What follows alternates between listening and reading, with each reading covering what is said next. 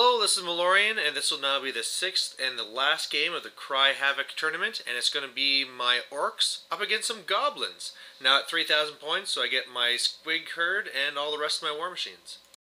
Now the build-up to this game was actually pretty interesting, because this is actually one of the guys that saved my butt last night and took care of me, but between all the games, and I'm talking about my early losses and stuff, he's just been winning and doing really well.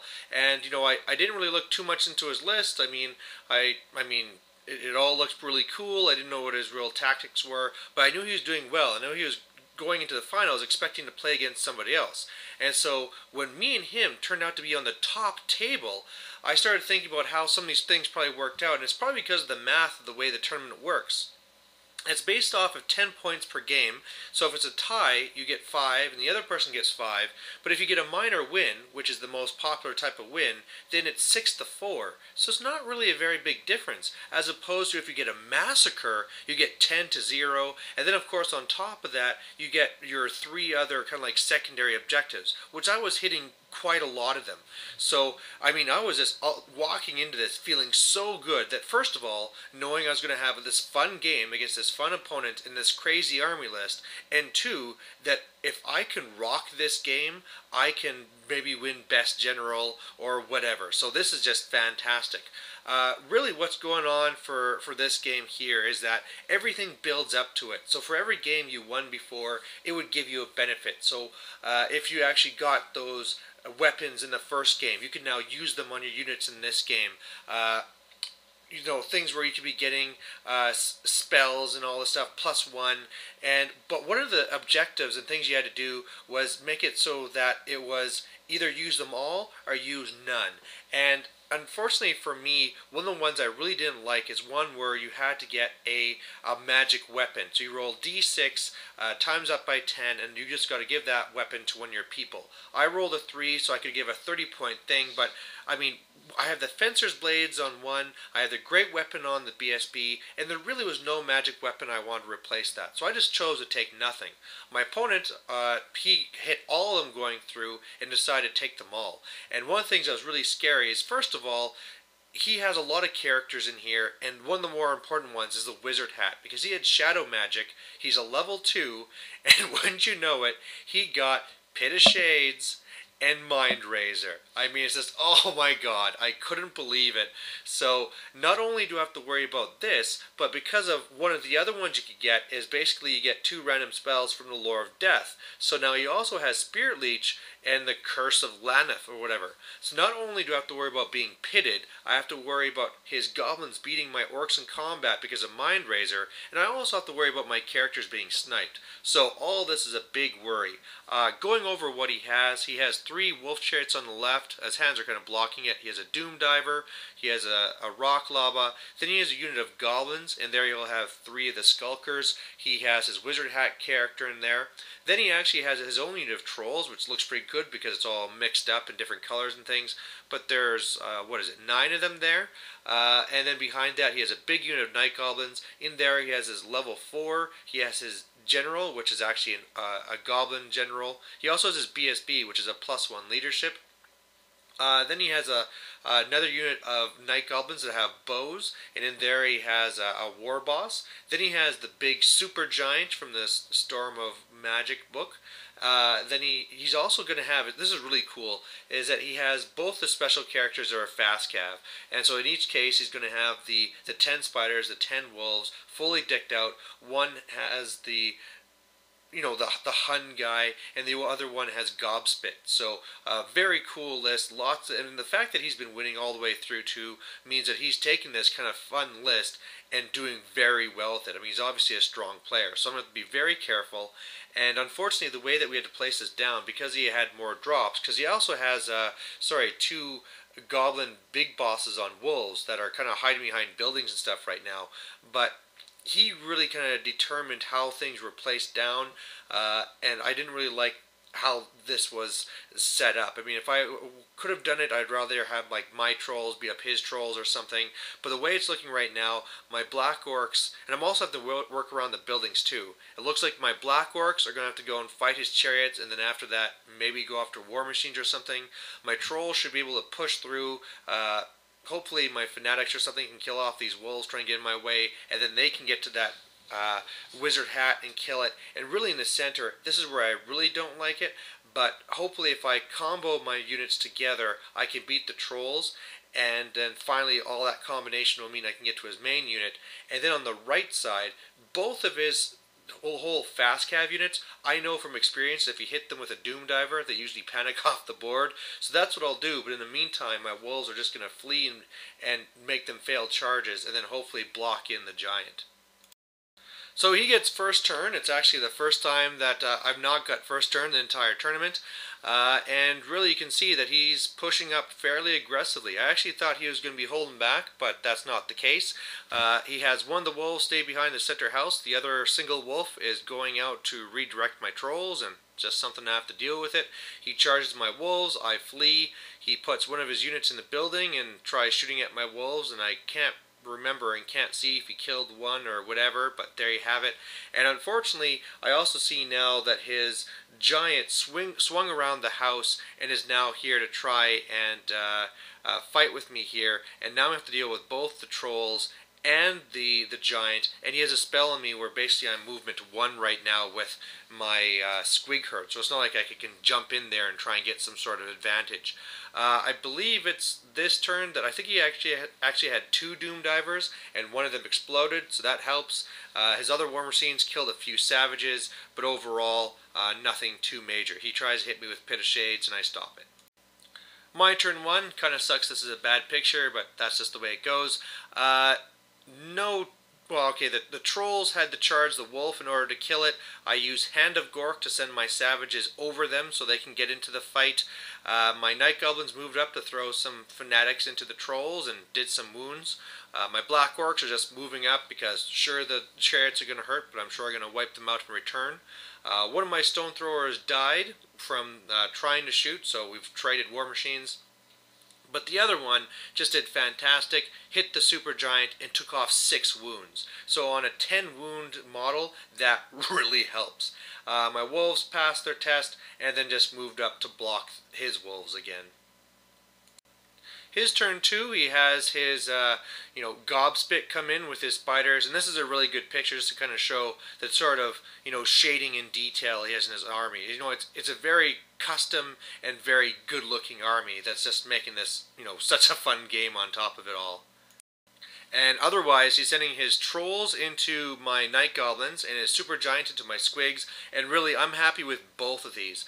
Kind of using what they use against my trolls. I had the building set up so that he could only get so many into me. And I mean, with him being -1 strength and stuff, I'm sure I can hold out and then counter with things after. And of course, with all the attacks I get from squigs and hitting on 3s, I should be able to start plinking off these wounds in not too long.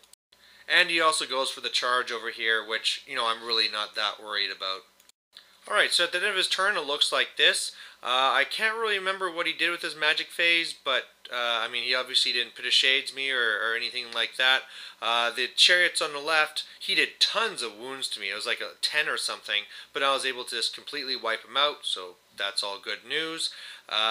His trolls took some wounds from running over a fanatic, and then in combat, I think I netted myself, and then, didn't really do any wounds to him because of that, but I was fine and I held. He's also trying to do some wounds to my BSB, but thanks to my 2+ save, it's keeping me in the game. He could have puked, but why would he think to puke when you're up against his little night goblins? And his giant, what an anticlimactic thing this was. He comes in, I do like 2 wounds to him, so he has 2 left, and then on his random thing, he went to jump up and down and fell over. So he takes another wound, and yeah, now it's just going to be a piece of cake. My turn 2, and this is where things got a little bit bad. Now, what was supposed to happen here is he'd put another wolf in front of my savages to redirect them, and that was just going to be something I was going to have to deal with.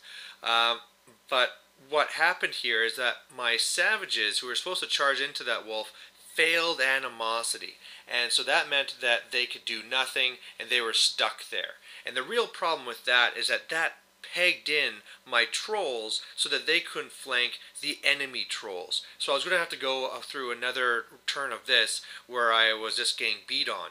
In this turn, I netted myself again, and this time he killed my BSB. So now I'm running without a BSB. I don't have that same hitting power. I got to really get into these trolls. The only good news, of course, I mean, I've killed the super giant, so that's tons of points in my hand. The black orcs are starting to move up. As you can see here, he lost a ton of points this turn because one war machine hits the spiders, they panic and they're going to run off the board. The other one hits the wolves, they panic and run off the board. And that's the problem with these kind of units where they're kind of cool, but leadership is so killer. And so, I mean, that's a big points in my favor, but some things here not really going to plan as well. His turn 3 then. Yeah, I mean, now his wolf on the left is just set up to go and redirect both my units and cause some trouble. Because of that going so well on that flank, his main unit is actually feeling fine to start moving up. Now, okay, something else I can say is that his night goblins came out of the building, so I now have that other unit to deal with too. But the sad thing here is that even though I was able to net him this turn, I broke from combat, and so my night goblins are gone, they're run down, and whereas before it was going to be an easy counter with my trolls, now it's a little bit further. And I mean, it kind of changed after this picture, because the way that they would, of course, if you're going to overrun into a unit, it's a new charge, you have to maximize, but where they were, they couldn't really get where they were like this, so at the time I kind of let slide, and then when it was important for the trolls to come in, we kind of shifted them over to where they kind of more had to be. But yeah, I mean, night goblins are gone, and now all of a sudden the pressure is really high because things are coming together there on the right, and I still haven't cleared out his trolls. On the left, I'm still being bogged down by this wolf, and the thing that was really scary is that he got off the Spirit Leech, which I was just going to let go off because, you know, we're equal leadership, and I mean, I got the ward and all this, but he did 2 wounds to me. So my general's 1 wound away from dying, and if that happens, my trolls are useless, and things are going to fall apart fast. My turn 3 then, the trolls are able to go into the flank of his trolls, and I kicked their butt and all that good happy stuff, but then they broke, and then I had a really hard time to decide what to do, because, I mean, if I don't chase them, I'm not getting any of those points, and if I do chase them, I knew I was probably showing off my flank to those night goblins on the right. In the end, I decided to chase them, and not only did I not catch them, but I also showed my flank to them. So that's all pretty bad news. What I did in the center there is the black orcs went into the wolves, and the one little wolf guy there, and killed them. And the savages, what I did with them is, again, I'm trying to decide what to do because I need to somehow protect my level 4, but with him still having 2 of his war machines, there's no place I can really hide him. So what I plan to do is just force through Hand of Gork and move them to a better spot, but unfortunately he stopped it, so my savages are still there. His turn 4, so those goblins do go into the flank of my squigs, and you know, it's just too much combat res against me, and he actually gets some spells off too that helps him out, and so they beat, and you know, they explode and all that stuff, and you know, that's bad news. Now it's just my trolls over there, and the trolls could be a little bit better if it wasn't for the fact that this turn he got off Curse of Laneth with 11 hits, and then of course I'm dead. So now I don't have the BSB reroll, I don't have the leadership. Hopefully I can now get these characters going around, swinging around the left of the building while the trolls at least are something where he can't just charge them and kill them. But man, I need to get in there and start doing something fast. So that's what I do. My black orcs make the charge into his goblins. His skulkers pop out, and I mean, I still, even with them there, I have no doubt I'm going to beat them. So end of my turn looks like this. Trolls fail stupidity like you'd expect, and in that combat, it didn't go quite as well as I'd hoped. First of all, because those damn skulkers killed 5 of my own guys. You know, they're just got a ton of poisons and killing blows, and there you go. So that doesn't help with the whole ranks thing. And then turned out that his wizard hat guy is also set up with a great weapon, and he just went to town as well and killed a whole bunch. So I won, he's steadfast, he held, and at least I can now hope that in the next turn I'll beat them and then I can turn my attention to the main unit, which you can also see is also a little bit reduced because I've been hitting it with some war machines. I also hope to get some points from the other unit, which I hit with war machines this turn, but unfortunately they passed their leadership and they're still around. His turn 5, he decides he can risk my stupidity test, and so his one main unit is now going off to the left. His other unit is now going down and trying to get to one of my war machines. I mean, he still has his trolls there to try and fight with me. But in this turn, he gets off Mind Razor, so those goblins just kick my savages' butt, run them down, and now they're into my savages, meaning that on my turn, I'll also have to deal with Mind Razor. So it says, oh, couldn't believe it. My turn 5, fail stupidity like you expect. I was able to kill one of his rock lava with my rock lava, so there's a little bit of points. And then even with Mind Razor, because of all the kills, my savages were still able to beat them and then run them down and get into the main unit. And now this is getting serious. We're going into the last turn, and you know, if my savages that can go and beat this big unit, I mean, all of a sudden the game turns around again and I got this thing. His turn 6 then, so he goes down, he destroys my war machine. In the magic phase, he makes it so I have to re-roll 6s. And the big thing I have to make sure I do is kill his BSB. I know because it's the +1 leadership that means he has no defensive gear. He actually nets himself in this combat, that helps as well. And so I do that, I kill a ton of his guys, win combat. He's stubborn on an 8. If he fails this, then I can run him down, and he holds. So whatever, I mean, I can get another chance next turn, but you know, that was a big chance, and right now so far nothing. And then so when it goes to my turn, trolls fail stupidity again, so they can't go in there and try and get some last turn points. And then in the combat there, he makes it again so that I have to re-roll 6s. And this time he nets me. And you know what? Even if you're savages with all these attacks, when you're only basically strength 3 against his toughness 3, and he was rolling pretty hot for his wounds too, I lost combat by, I think, by 2 or 3, and then I broke, and he ran me down. So, adding it all up, it was a minor victory for my opponent. I mean, so much was dead from both sides, and at least for me, I had, 630 points of trolls was still alive, and still with the war machine and stuff too. But, wow, I mean, both of us were looking at this game after, saying that we really enjoyed it. So many back and forth moments, so many cool things with the Mind Razor and all this stuff.